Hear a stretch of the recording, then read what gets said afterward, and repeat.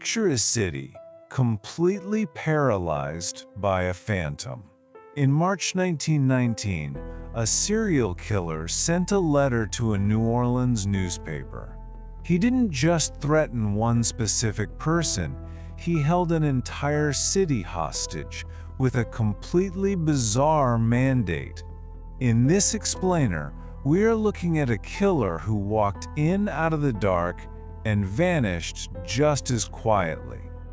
So, can a song actually save your life?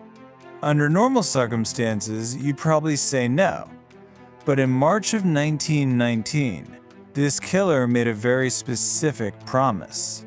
He would spare anyone in New Orleans who was playing jazz music at exactly 12:15 in the morning.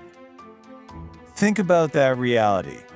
Every dance hall filled to capacity, bands playing in living rooms right until sunrise, an entire city playing records, simply to survive the night.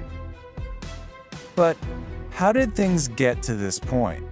Section 1. The first chiseled door.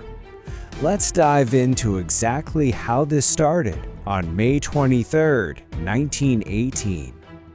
Long before the letters and long before the jazz, it was just the brutal reality of the first murders.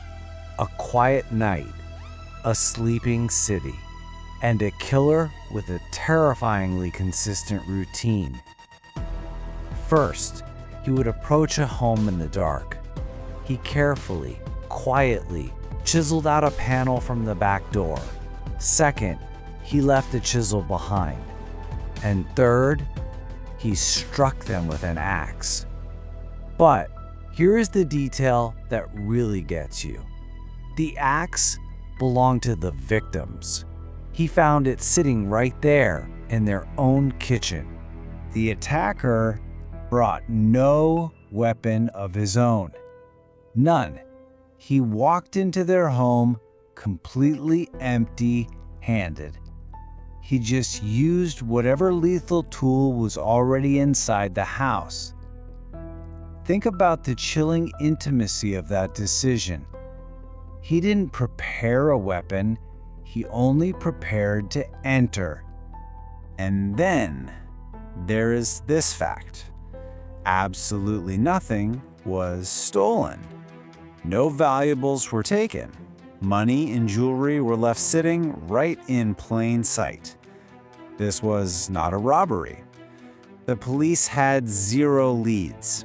They had zero motive, just a chiseled door panel, and a killer who walked back out into the dark. Section 2. A terrifying pattern emerges. The city had absolutely no idea that this was just the beginning. For 18 long months, the violence escalated. It was always at night, always inside a victim's home, always through a chiseled door. Newspapers relentlessly ran the stories, and a nickname stuck. They started calling him the Axeman. In August of 1918, a pregnant woman named Anna Schneider was attacked in her bed. She survived, but she could only describe her attacker as a large, dark-featured man standing in the dark. By March 10, 1919, that general unease turned into outright blinding panic. The Cortimia family was attacked. Charles was struck repeatedly. His wife, Rosie, was holding their 2-year-old daughter when the axe came down on both of them. The child was killed instantly. The sheer brutality of this attack completely broke the city. Section 3. The letter from hell. 6 days later, something happened that still completely baffles historians to this day. A letter was published in the local newspaper on March 13th. It was supposedly written by the killer himself. It read, "I am not a human being, but a spirit and a fell demon from the hottest hell. He claimed to be invisible. He claimed the police would never catch him, and then he made a demand. He said he would strike again on Tuesday, March 19th, but he would spare anyone whose house was playing jazz music. Section 4.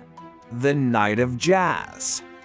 This created an incredible, surreal contrast. You have the intimate, quiet terror of a chiseled door set against an entire city's deafening reaction. The letter warned of a very specific time, 12:15 a.m., and at that exact moment, jazz echoed across all of New Orleans. Dance halls, bars, families playing records loud enough to be heard from the street. It was a massive, citywide act of self-preservation set to music.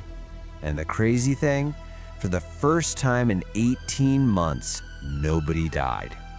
But he wasn't done. The killer struck at least 3 more times.